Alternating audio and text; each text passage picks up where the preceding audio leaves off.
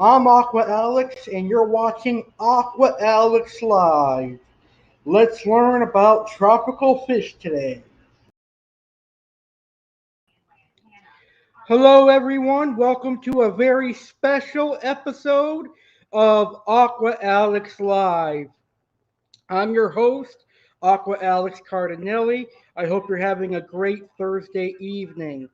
Today, I get to interview one of my personal favorite YouTubers. A couple of weeks ago, I was a special guest on his YouTube channel, so tonight I am returning the favor. We're going to learn a lot about this YouTuber. Today, I will be interviewing Big Tank Hank, and we're going to find out how he got into the aquarium hobby and learn about him as a tropical fish keeper. So please join me in welcoming my special guest, Big Tank Hank. How you doing today, sir? I'm good. I'm good. How's everybody? How's everybody? Thank you for inviting me, man. Thank you. It's an honor and a pleasure. I'm very grateful to have the opportunity to have you on my channel. I appreciate it. I don't get a chance to sit on this side of the microphone. I hear you. I definitely understand that. I don't get to go on many people's streams as a guest that often. How's everybody doing out there? So hopefully we'll get some live viewers. But the first thing I want to say to you is congratulations on getting monetized. You have a fantastic YouTube channel. Thank you. Thank you. Thank you. You know, it's a labor of love. And I've been working at it for for a little bit, and just the opportunity, to see something. How can I put it? See something beneficial, something that shows, the work that you're putting in on your channel, is always a blessing. Nice. So how long have you had your YouTube channel? Well, I've had this YouTube channel a little over 2 years, but I've actually had three channels counting this one, and I've been on YouTube like 10 years. But I've only been interested in the monetizing, live streaming, so on and so on this channel here in the last 2 years. I used to have a powerlifting channel. It's BigTankHank 2, BTH2. Y'all will see it every now and then show up, but I don't have anything on it. I took all the videos off, and it's just a regular picture of me on it. In case I want to do something with it later on, I still have that channel. I have one called Make Ready One, and it shows my arm back in the day when it was 20 inches. Um, and I have a lot of just uploaded powerlifting clips on there. I don't even think I'm on it. I have some videos I made using this little bitty digital camera. It was literally about this big, and I made some videos and put on there. But as far as fish, it's only been the last 2 years. Nice. So I've been on YouTube for almost 8 years and I still haven't been monetized yet. So hopefully I'll get monetized soon. Yes, yes, you can, man. All you have to do is focus on it. And I don't mean focus as in, go on this mad dash, oh, I gotta. Just make it a priority in a sense, not, again, not, from a lustful manner or anything, but just that's what you actually want to do, and you move around like coming on the live streams, as such. When I had you on mine, just moving around in the community, amongst the people, the creators and whatnot. And I mean, it just happens organically. You just have to be accessible and let people see you. Very well said. So to any of our live viewers out there, if you have any questions, please feel free to ask them in the comments or the chat, and I'll make sure to ask Big Tank Hank your questions. I appreciate everyone that is tuning into our interview today. So let's talk about tropical fish now. How did you get into the aquarium hobby?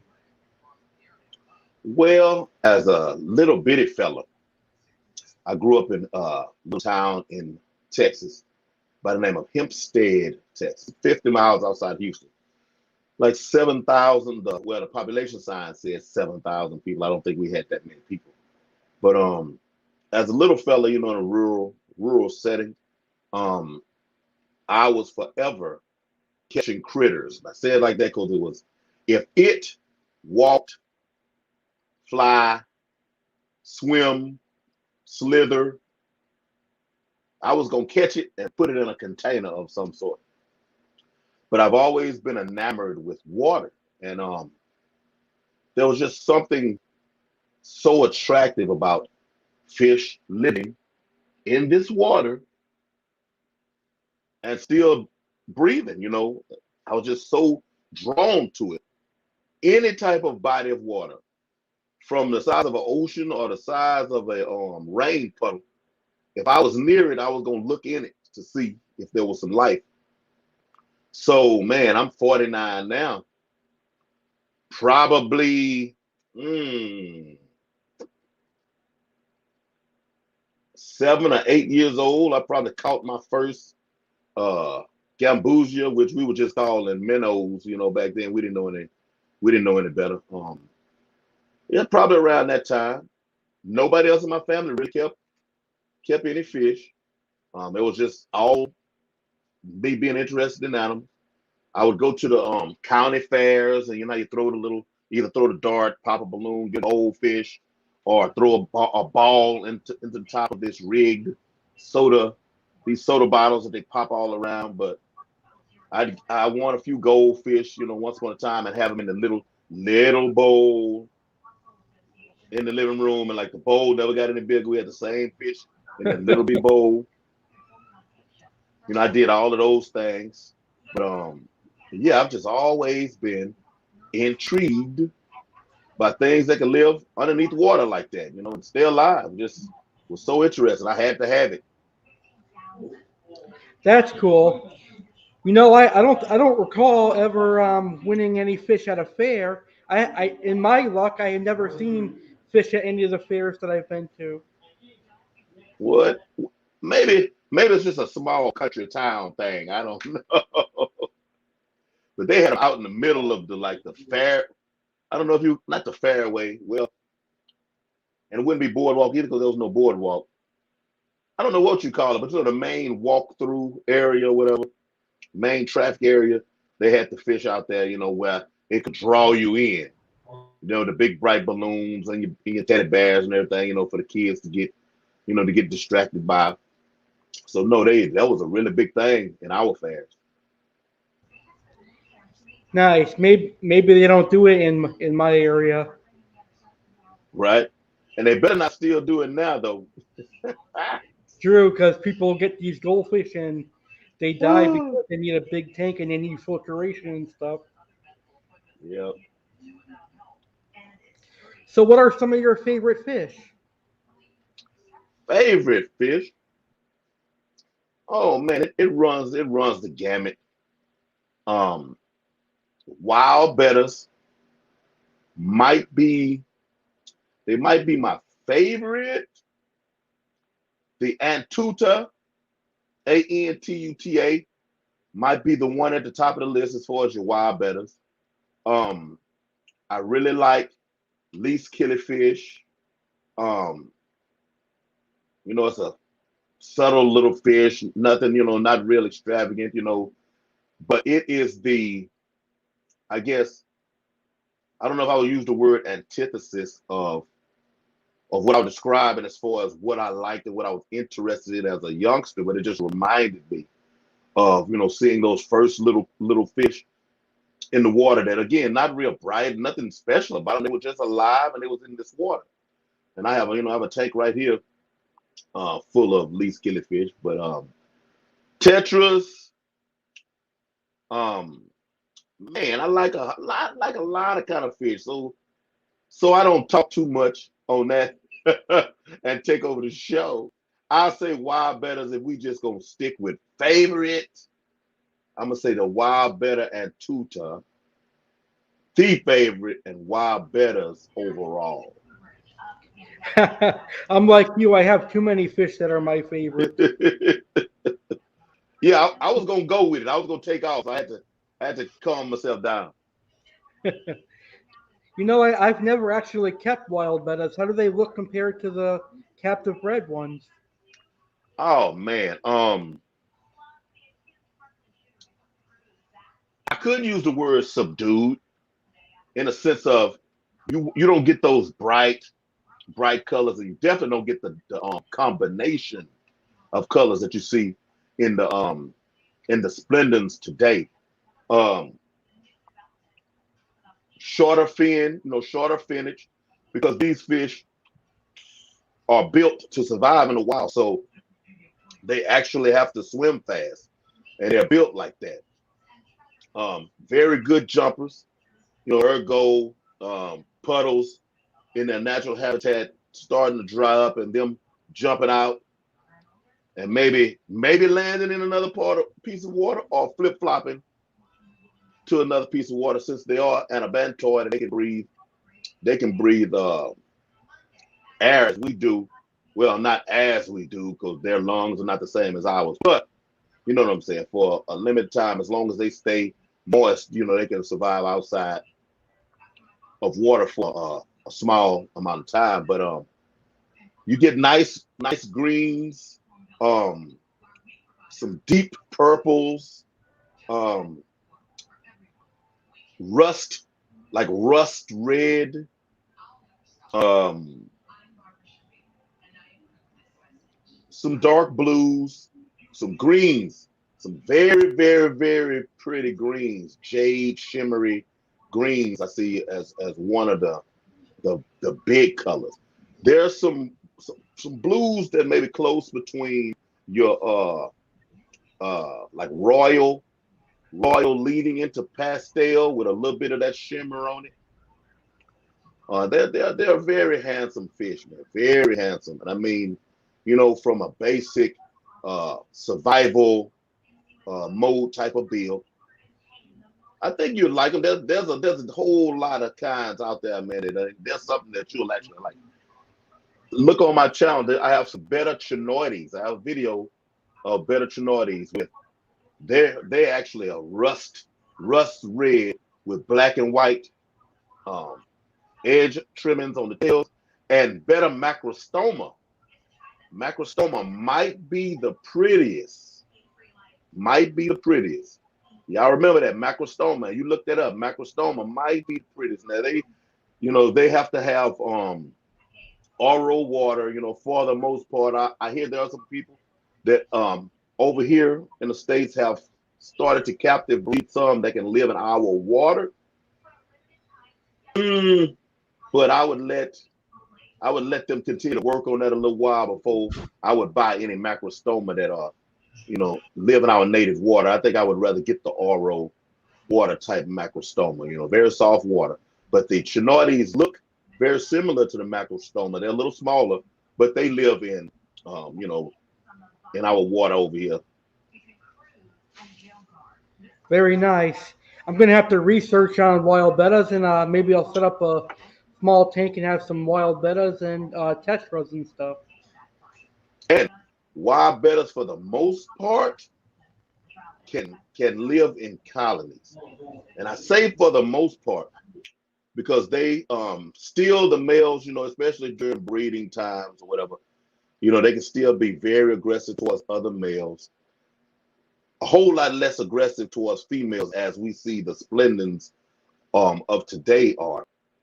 But with a lot of places to hide, it can actually be raised in a colony setting. You don't want to have them cramped in a small tank, but you can do wild bettas for the most part in large tanks. Very nice. That's interesting. You can't do that with the captive bred bettas, unfortunately. No, the splendens over here, you see a lot of sorority tanks, and the sorority tanks can work. They can work, but they can go sideways real fast. You know, you have to pay attention to one female that maybe want to be a butthole or something, you know, because she could turn that tank upside down. That's true. So, as my viewers know, I'm a big predatory monster fish lover. So, you know, I'm going to ask you, have you ever kept monster fish before? Yes, I have. And, you know, I've made some of those beginner mistakes and not so beginner yet still mistakes, but I've had, I'm gonna list them first and then give you a story. I've had Emperor Clown Knives, I've had Jack Dempsey, I've had Oscar, um, I've had Paku, uh, what other type of monster fish? Jaguar, that's your Manaquensis. I think that's pretty much all of the type of monster fish I had. But back in the day, man, oh man, 19 no, maybe 2003-ish. I had like a 75 cube. I had a 12-inch clown knife, maybe 14-inch Paku, 10-inch Oscar in this 75 cube. They lived together. They really didn't. They didn't fight, but yeah, that's not something that I would tell you to do today. Don't try it. Wow, 2003, I was 10 years old. Hey, don't try it. But there was a lot back then that you just didn't know. You weren't afforded the information. Pet stores, almost no pet store was really going to give you that information. Hey, don't put this fish with that fish. This fish gets yay big. Not much different than today, but we can actually do our own research today and find out all of this. But you know, back then, no internet. Well, but that was the biggest thing, no internet. So, hey, that fish is pretty. Let me get one. Hey, here you go. Then you just put it in the tank. But nowadays, there's really no excuse to not know what you need to know. I mean, there's all types of information to do the same thing. And for the most part, they all work. It's just which works for you. But it doesn't hurt to try to look into all of it. Very well said. Shout out to my friend Catherine, who is watching us live. Thank you, Catherine, for tuning in. And she says, Hello, "Hey, big Catherine. fan." How you doing, Catherine? How you doing? She just started her own YouTube channel. So, do you have any advice for her? Oh, what is it? What does it pertain? What is the genre per se? She does like business videos and podcast style. Okay. I don't know, because if she's doing business, it'll probably be based more on actual fact, you know. But always remember to be you. If your channel takes a direction of a from a personal standpoint of interacting with your fans, um, stay authentically you. Stay authentically you. Take advice from other YouTubers, but please be you, because people can look through it. You know, if you try to develop this persona, um, to make it after a while, you know, when you've been around a little time, and if you're actually putting in a lot of work in your channel, it can get a little tiring. It can get a little tiring.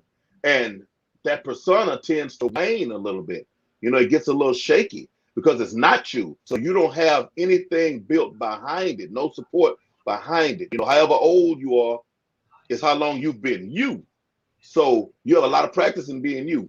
That doesn't go away, even if you get tired, even if this starts to become a chore, become a grind. You be you. Because yeah, that a fake persona starts to get real shaky, and then fans start falling away because they're like, oh my God, you're not who I thought you were. So no, stay true to you. Very good advice. Shout out to my friend Steve's Aquatics, who's watching us on YouTube. He says we're having a great discussion so far, which I agree. Steve, what's going on? What's going on? So why would you recommend that my friend Catherine get a fish tank? One, if you truly like fish. Actually, you don't even have to like fish. If we convinced you to get a tank just on GP, set it up, aesthetically pleasing to you, pick some fish that you think are attractive, you're guaranteed to slowly be drawn into this tank. Bad hard days at work or with the family, whatever, you may be going through things. Some people have uh mental and emotional issues. These fish tanks cause you to slow down. They cause you to stop focusing on self and looking at these little micro societies, because especially if you have community tanks, it works with other tanks also, but community tanks, because the variation of fish are so different, it's easier for you to separate them inside the tank as far as you watching their interactions with their kind as opposed to the other kinds of fish in the tank. You can watch the hierarchies, you can watch feeding habits, you can watch mating situations, you can watch all these different things that become very, very interesting, very relaxing. I mean, I happen to be a fish hobbyist that's a little bit nerdy when it comes to the fish. So the actual, I have a little bit more of an obsession per se than a lot of people. But a fish tank is a wonderful thing to have. It's a wonderful deal, for you to zen out, get away from what's going on in the world, all of those things that causes us to be upset and to be off center. Fish tank helps to bring you back in line, whether it be chakras or whatever it is that you believe in. But a fish tank will help you bring yourself back to center, to start all over again when you get up and leave and go back to face everything else in the real world. Even though a fish tank is still real world, but you know what I'm saying. That's true. I definitely agree with you. It's also very relaxing and very rewarding as well. You get to see your fish grow up after they eat and stuff. So I think it's a good idea to get a fish tank. Yeah, very good, very good. And then throw you some plants in the mix too. Plants are a good idea too.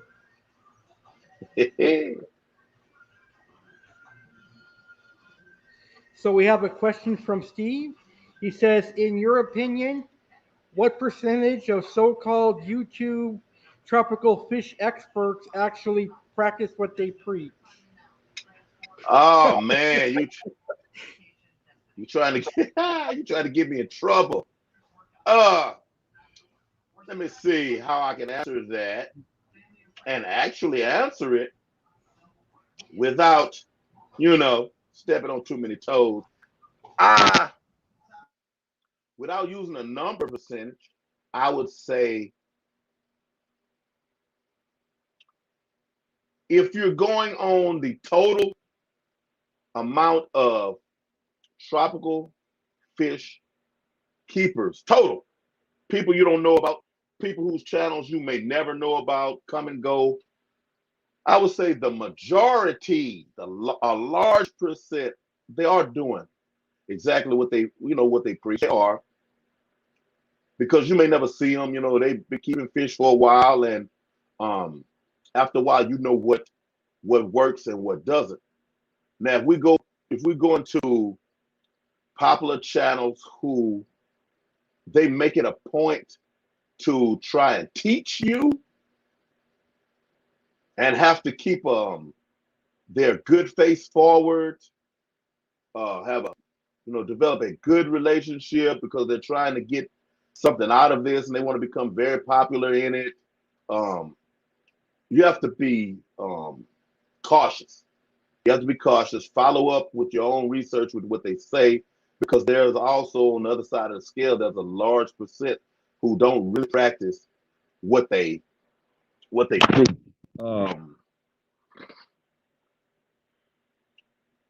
And again, like I say, that's a hard question. And I'm answering it only from scenarios that I found myself in, people that I've actually met. But just across the board on the whole platform, I'll say the majority of tropical fish keepers are actually practicing what they preach. That's a great answer. It is a very tough question to answer, but it's also a good question. Very good question. So I appreciate it. If you see, I have tanks full of hair algae, and that's like a slap to the face, of a lot of tropical fish tank keepers, especially those that I said that are the teachers that are teaching you.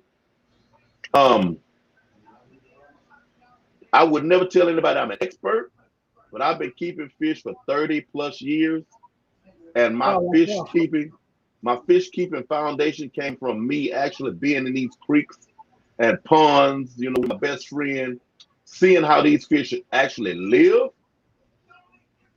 That's why my tanks actually look like they do. I do my water changes. I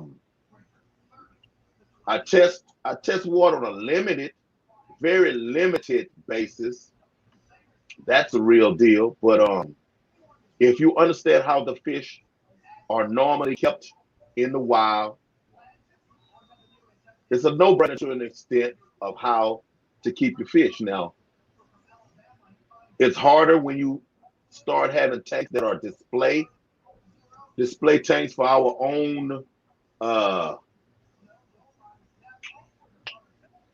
don't know if hang-ups would be the proper way to describe it, but these super pristine tanks, the fish don't have to have that. People have to have that. Agreed. Yeah, they don't, you can walk up to a tank and it's like glass, like all the way through, oh, my water has 0 minerals in it, it's this, it's that. That's not real life for those fish. Not at all. And you're putting more work on yourself, maintaining your fish, lying to yourself, telling you they have to have that. No, you can take a lot of work off of yourself and actually give your fish a more comfortable environment. There's a lot of people saying, man, I'm trying to breed my so-and-so, blah, blah, blah. And it's just not working, man. Hey, those fish are not happy. They're not comfortable. Yeah, you're right about that. I have someone that comes over and they visit my fish tank. They look at my fish tank and they say, oh, your fish are suffering because the water's not clear. But then they say they go to the pet store and their tanks are always clear. That's because their tanks are getting water changes constantly. Yep. Water change. Store like that. Water change is very important, especially if you don't have a lot of live plants. You have to have some form of mechanical filtration in the sense of, let's say your rocks, things of that nature that, have the bacteria on it. Would that still be considered mechanical? Would that be more? It's not chemical because you're not adding to it. Pardon me for having a sidebar conversation with myself right there, y'all. But you're gonna do less water changes with the more different types of filtration, not counting chemicals. The more different types of filtration that you have going on inside of your tank, whether it be a sponge filter, whether it be a hanger back, whether it be your plants, whether it be your glass, whether it be your substrate, the more filtration, more different types of filtration hitting your water, at these different angles makes it possible for you to have to change your water less. Not in a lazy manner, like, oh, I don't feel like changing water. No, not that. I mean, from the sense of harassing harassing your fish, because that's basically what it is. You know, they can live, you know, a little more peaceful, give you more time to sit and watch them doing natural fish things, you know. But I mean, if you want to keep you know, I hear them use the word pristine. They love that word, but there's no pristine water anywhere, you know, that fish are actually living in nature. I mean, hey, have you ever been in a cow pasture pond where you go fish there all the time? It's full of fish, but you might not see your hand in front of your face in it, but maybe that much. It may be 6 feet deep, but it may be that much water that's clear at close to the top. That's a very good point. So how many fish tanks do you have? Well, right now, and I always have to look to, I have eight tanks in this little room, and I have a sterilite tote pond on my balcony out there. So what, 9 technically running at this point? Nice, that's cool. You're lucky. I only have one right now, but I'm planning a few others. Hey, that proverbial wormhole or whatever that they have out there. Oh man, when you start going down it, man, it seems like there's no top to it, and the bottom is endless. That's true. So what are you keeping for fish currently? I have a lot of tetras. I have um serpes. I have black skirts. I have mm, X-ray. I have bloodfin. I have Buenos Aires. I have Ember. I have one jewel cichlid male. I have some koi, albino koi bettas. No, how about albino koi guppies? I have a least killifish colony. I think that's all of them. I have one molly. Oh, I have some longfin leopard danio. I have some convict cichlids out there in that tote. I think that's it. I supposed to have one pleco out there, but I haven't seen her since I set that pond up in May. Probably hiding. Yeah, I haven't seen her since then. You should get some Corydoras catfish to go at your tetras. I used to have some bronze, those bronze cories, and I mean they got huge. And folks, you know, say, hey, what are those? I said, it's Corydoras. Nah, those aren't cories. You know, nobody had seen any get that big, but they were huge. But I hadn't picked up any since then. I want some dwarf cories, but I don't see them much in my area. And I'm not a real big online fish orderer, so. But yeah, I may have some in my future. Yeah, I'm a huge fan of Corydoras. I'm actually planning a Corydoras tank with black skirt tetras and rummy nose tetras. The black skirt tetras are one of my favorite tetras. Okay. Yeah, right here, black skirts in this tank here with some serpes. Serpe is another favorite of mine as well. Yeah, I think it's my favorite tank actually. Nice. I don't want the rest of everybody else to hear. So, what are some fish species you want to keep?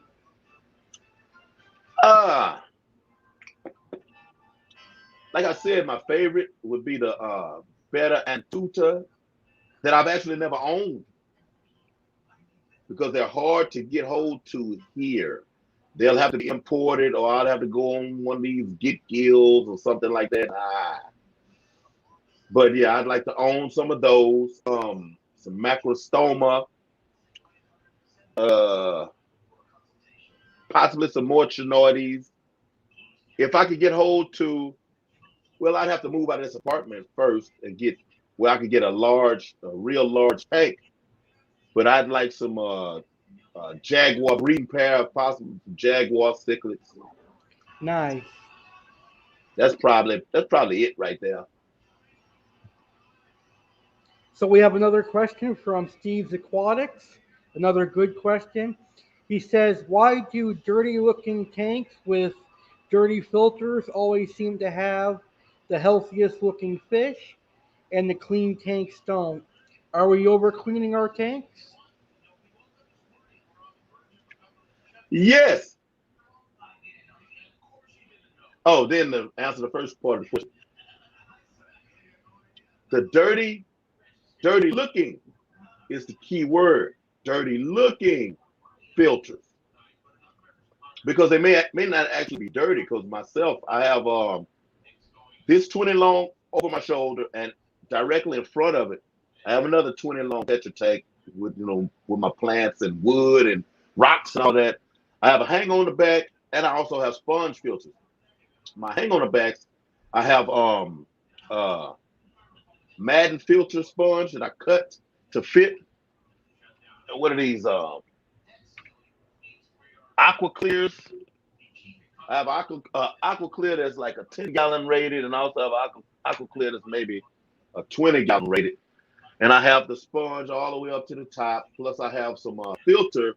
The filter floss, well, it's actually like pillow cushion foam, but the floss, and I have it curved around one side of my foam to where it's catching the fine particles. But you have all of this natural occurring beneficial bacteria in that filter, along with my sponge filters. And when I clean them out, I clean them, but I don't clean them. I preserve as much of my beneficial bacteria as possible. I squeeze them out, I shake them around, in the dirty water, they say, squeeze it, and to dislodge, the large particles of dirt.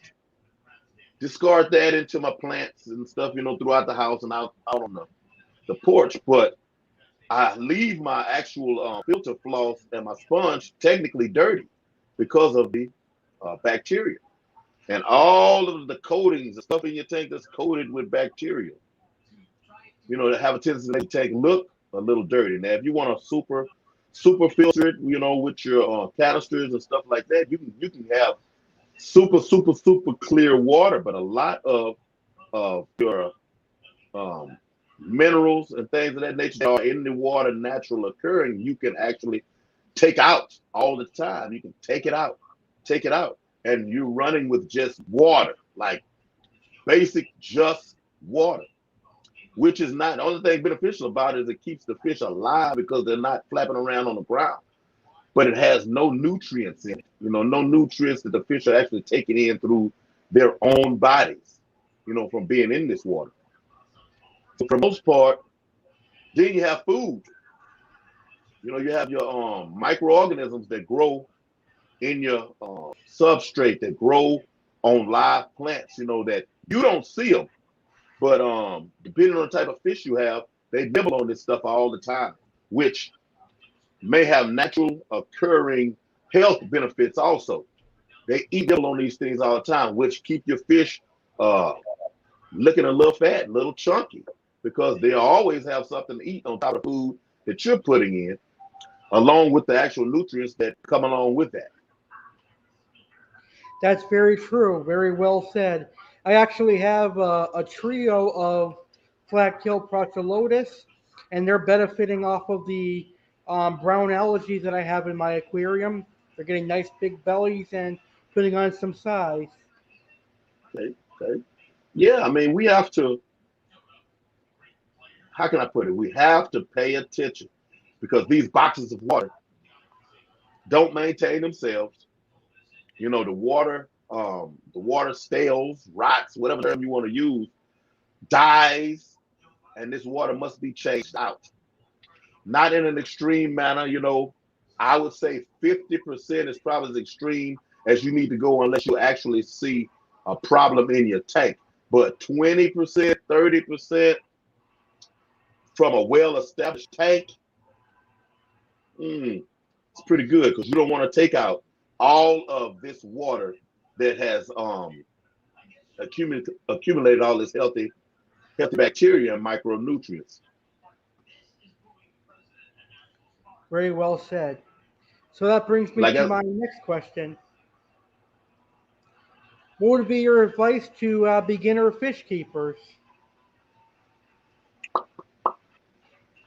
don't have fish together that have such an extreme size difference, because big fish eat little fish. Period. Big fish eat little fish. Um, don't chase parameters, but be knowledgeable of them. Cycle your tanks properly. There are different ways that you could choose to do this. You do your research and decide which works best for you.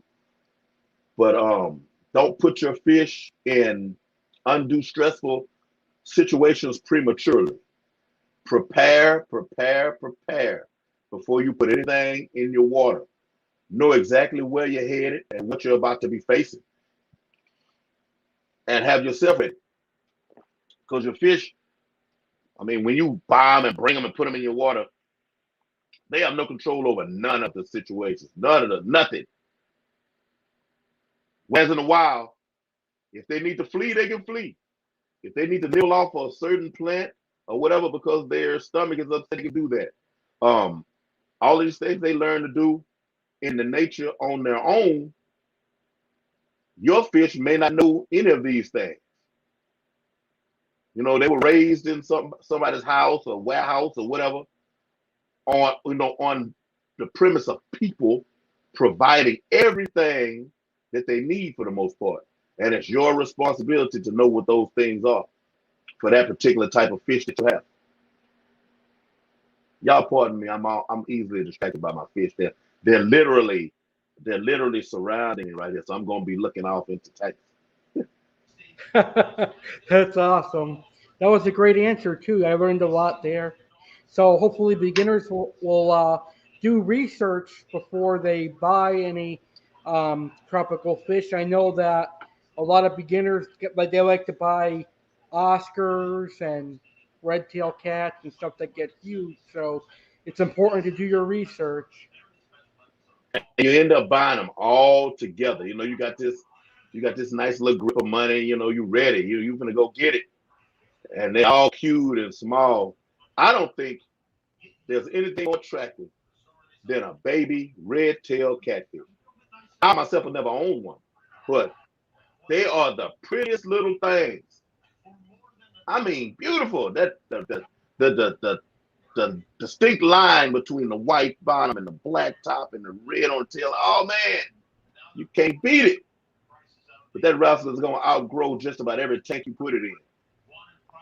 On top of the fact you have it in that tank with something else.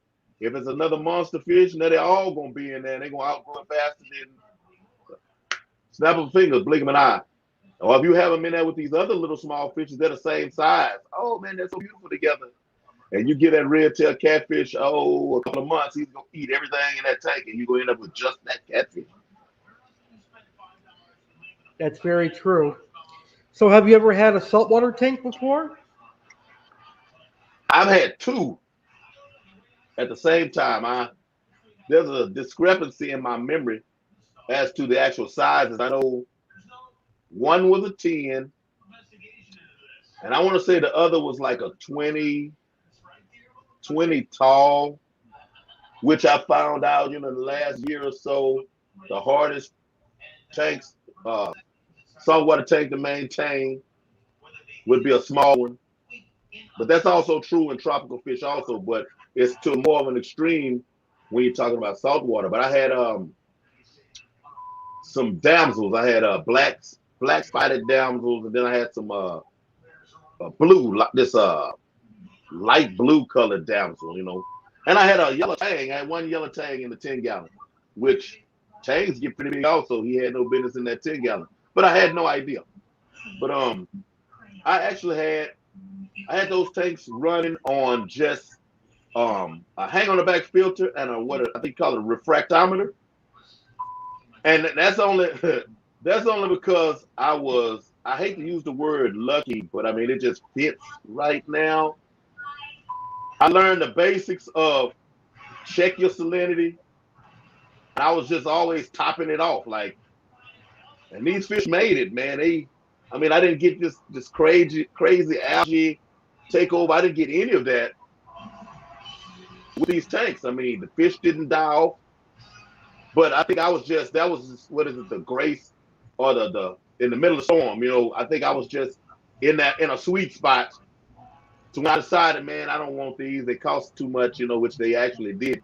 One of those 10-gallon tanks, I think it cost me like $300 to set up a 10-gallon tank. I could set up a 10-gallon freshwater tank right now for, man, $50, and it's ready for fish. But yeah, I had some saltwater tanks, and I thank God that I got out of it before. Not as bad, but I mean the tanks I had were so small, before things just decided to go sideways on me. And I'm glad. So that means like now, in the back of my mind, there's always this interest in trying it again. I have a 20-gallon long that I'm thinking of trying it with, but it didn't tarnish my view on them, which is a good thing. I don't think there's any more beautiful thing to behold than a sparkling saltwater tank, man. I don't even understand. I don't know if it's the salt in the water that makes it look like it. I have no idea, but I've not seen a freshwater tank, just the tank. I'm not even talking about the fish. The beauty in the variations of fish is a whole nother story. But just Very the true. saltwater tank set up by itself, man, it's just beautiful, beautiful thing to behold. I don't know if it's a white substrate, white rocks. I don't know what it is, but I mean, it's with the lights, proper lighting. Oh man, it's crazy. I agree with you. A lot of people say saltwater is pretty difficult, but to me, it's very similar to freshwater. You just have to like do a couple extra steps. And you have to know the steps. Ergo, research, research, research in all of these things.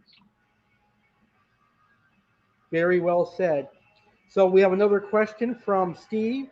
He says, Big Tank Hank, if you can only feed one fish food for the next year to all your fish, which one would it be?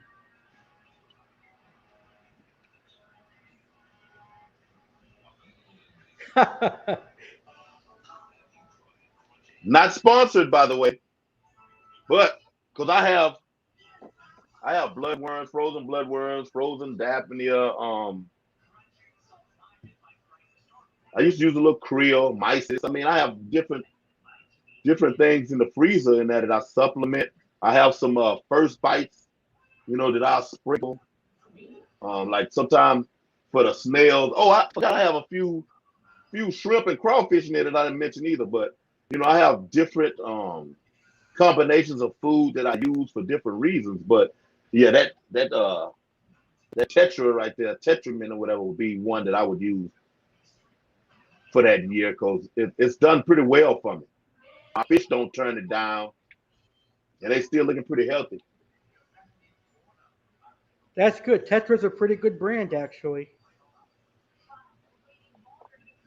People have a tendency to want to hate on it, when they start getting a little more knowledge in the fish hobby and having a little more money, they want to go out and spend all of their money, on a top brand food. When a lot of that is just packaging. True. I think Tetra and Hikari are pretty good. Yeah, I've used Sakari before. When I had like cichlids, seemed like I leaned more towards Sakari when I actually had cichlids.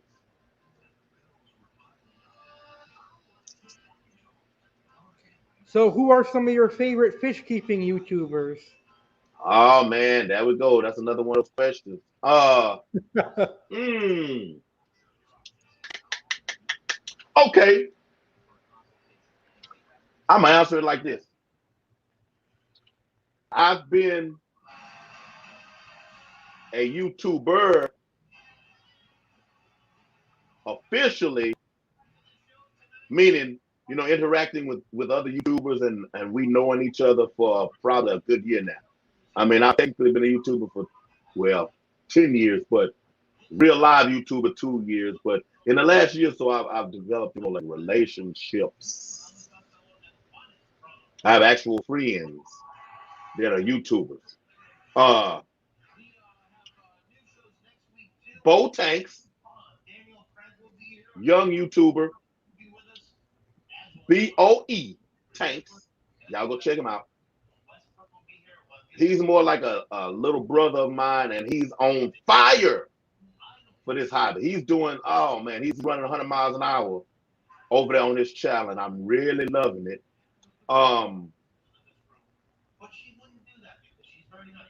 Father fish for different reasons than people would think. Again, relationships. Father fish, I can identify with a lot, you know, especially with most of his knowledge just comes from keeping fish for those years. Most of his knowledge comes from application, from keeping fish. Just like a lot of information that I've given you today would be some of the same information he gives. But I was doing it before I even found him on YouTube. So experience trumps all. You can do all the research you want. Experience trumps all. Because there'll be something you may read tomorrow and you apply it. And you do it and do it and do it and do it. And a light bulb goes off somewhere in that process. You try something else that immediately works better than that you had read on and you've been doing repeatedly. Experience is what got you to that point. Let me see.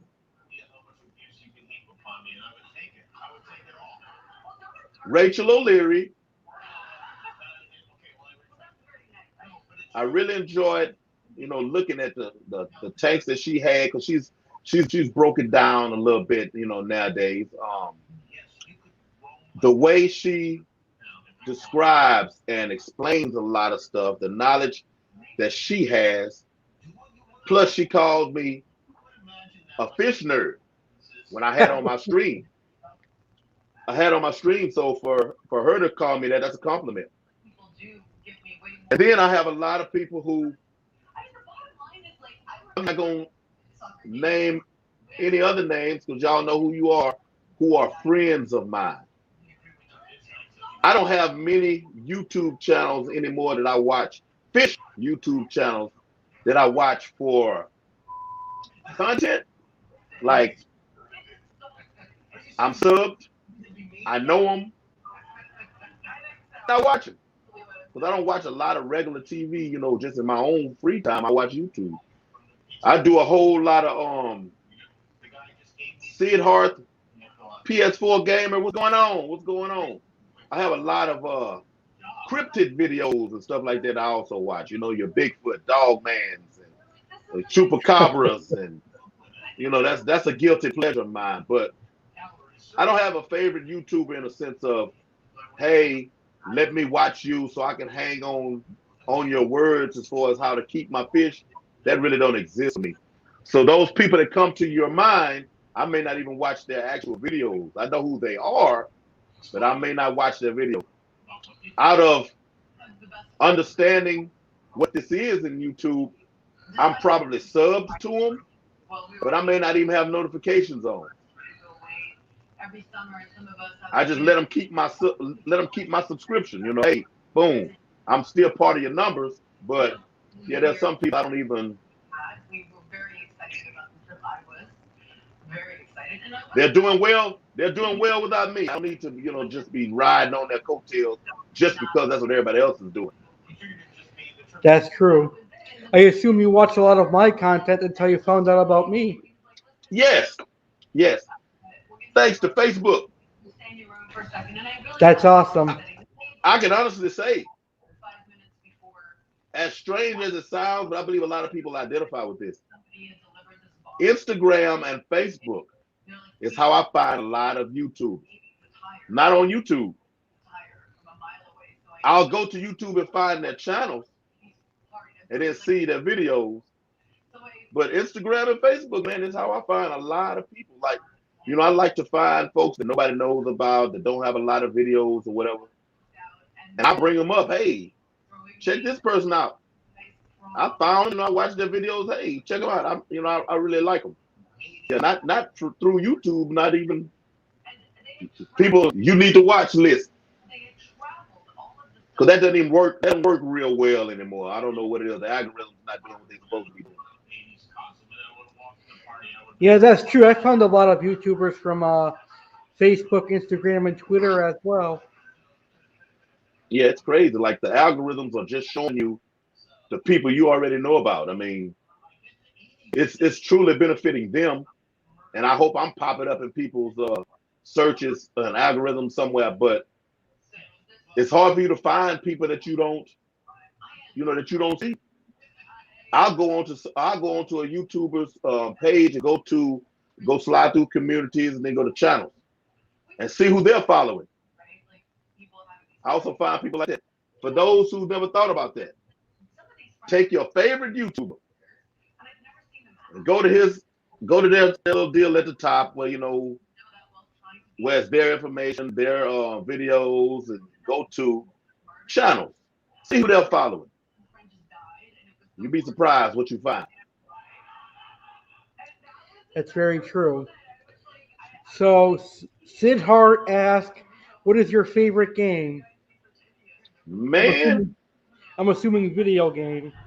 yeah. I when I saw PS4, I'm an actual old school PlayStation guy, but I haven't had a PlayStation in a year or so. These fish kind of took over a little bit because that's about how long it's been since I've been trying, to actually be a YouTuber. Whereas at first I was just on YouTube, putting up videos. But it's been about a good year since I've actually been focusing on YouTube. But my favorite one sports game, PlayStation was, not PlayStation, Madden. Through the years has been my mainstay. Plus all of the like Bejeweled games, the puzzle game, your Tetrises and stuff like that. I'm not a first-person shooter game person, none of that. I don't play basketball online. It was football because that's from my childhood, and puzzles, all of those little matching colors and numbers and breaking the little walls down, those types of things. What does Very his last nice. comment say?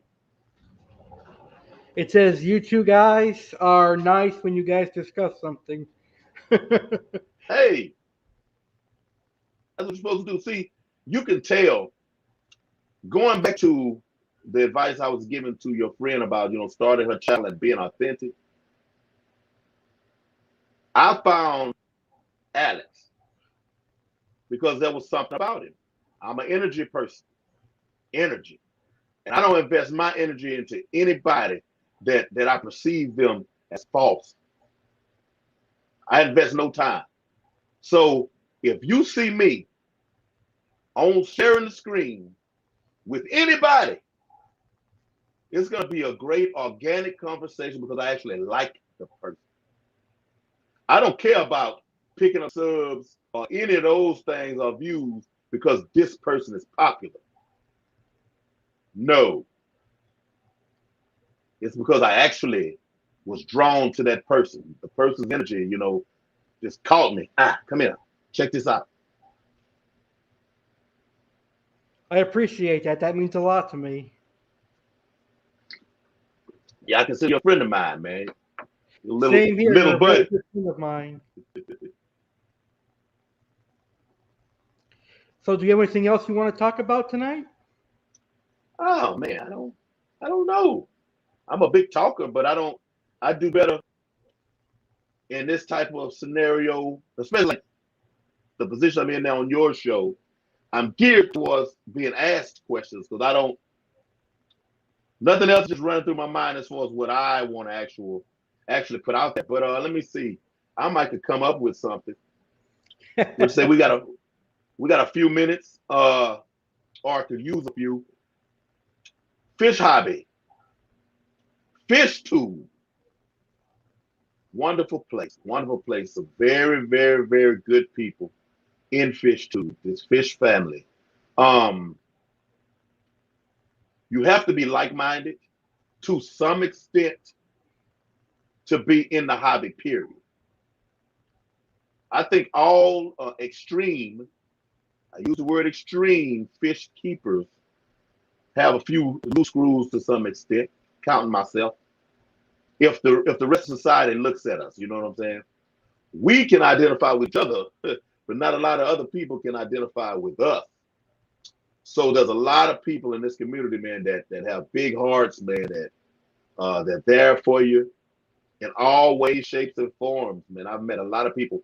I personally had a few friends growing up,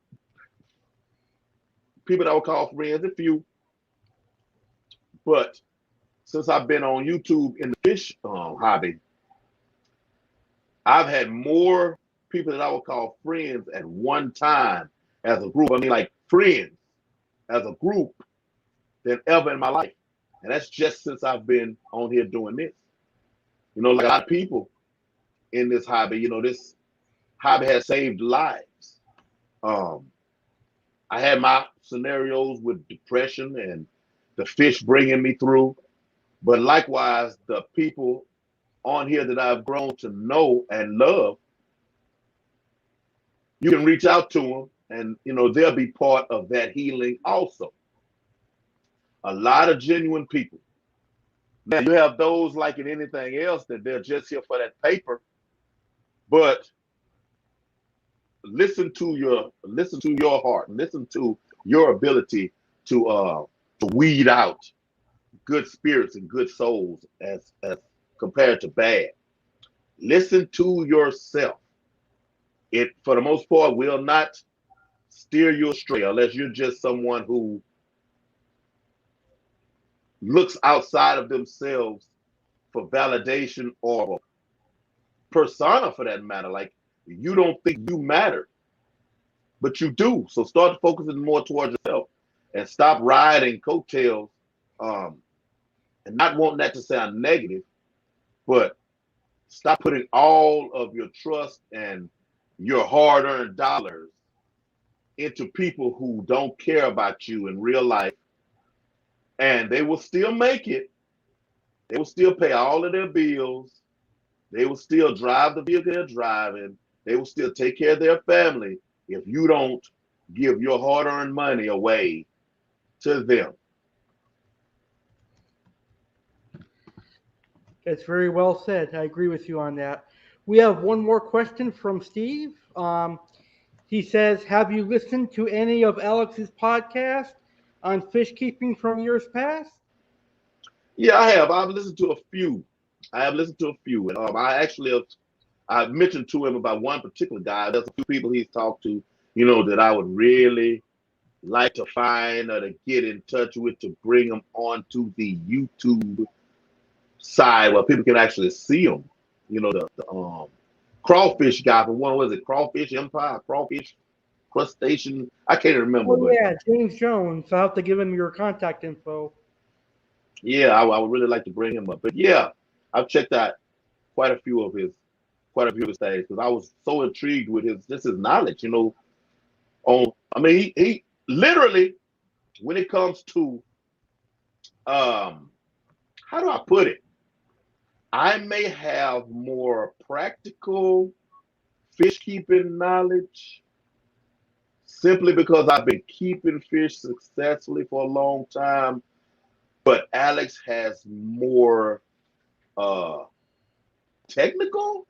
Is that the word I'm looking for? Technical knowledge, you know, on the research side, on the, you know, the new things implemented in fish keeping, and you know that aspect. Alex is a whale, a bottomless whale. Seems like, you know, with knowledge. Whereas myself, I can help you keep some fish alive, you know, in a tank, and they might actually breed for you. But don't ask me no detailed questions about why it works, because I'll give you my view on it, but that don't mean when you Google it, it's gonna say the same thing. That's very true. I appreciate that. That means a lot to me.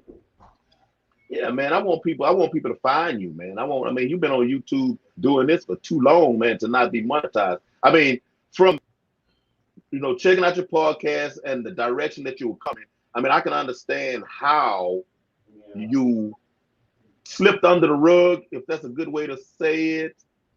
I can understand how, because you have to put yourself out here like this in YouTube.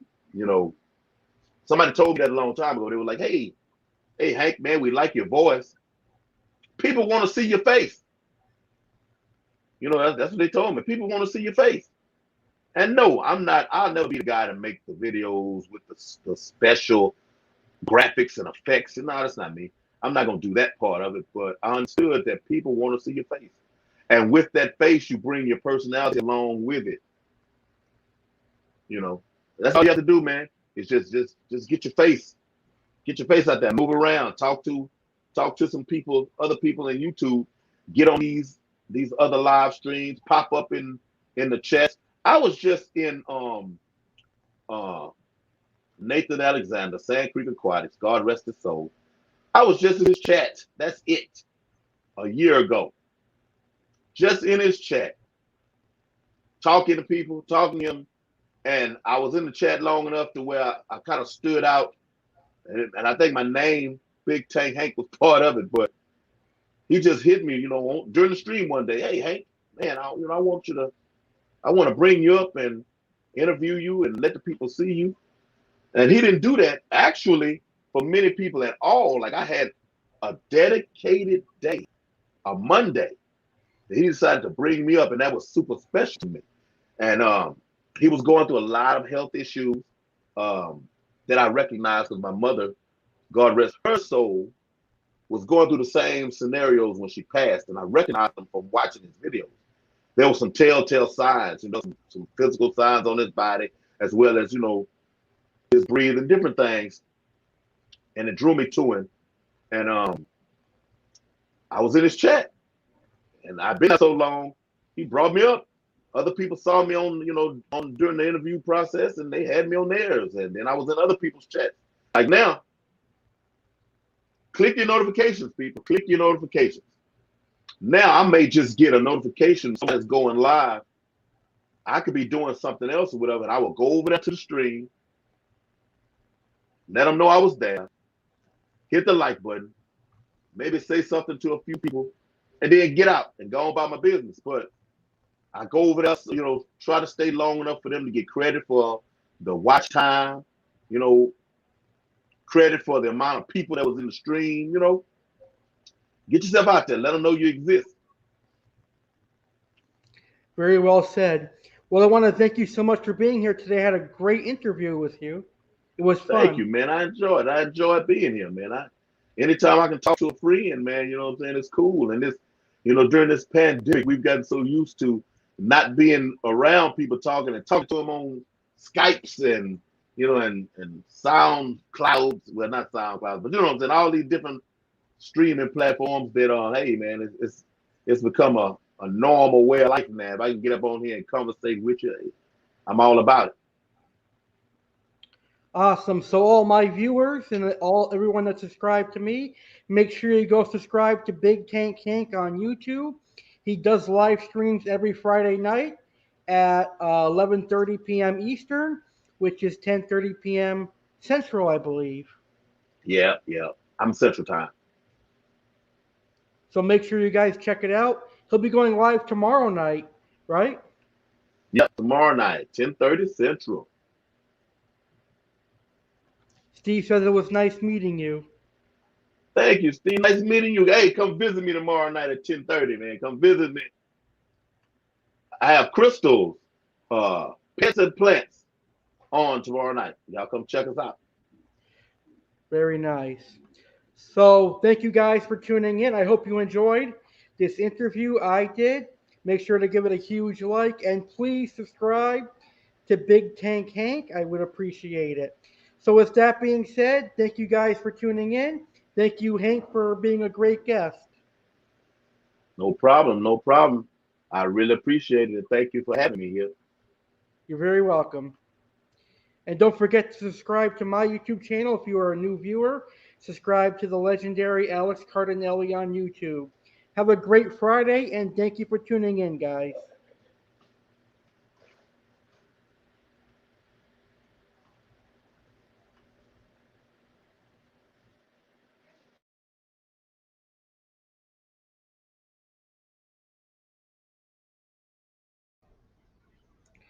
Thank you for watching this episode of Aqua Alex Live here on my YouTube channel, the legendary Alex Cardinale.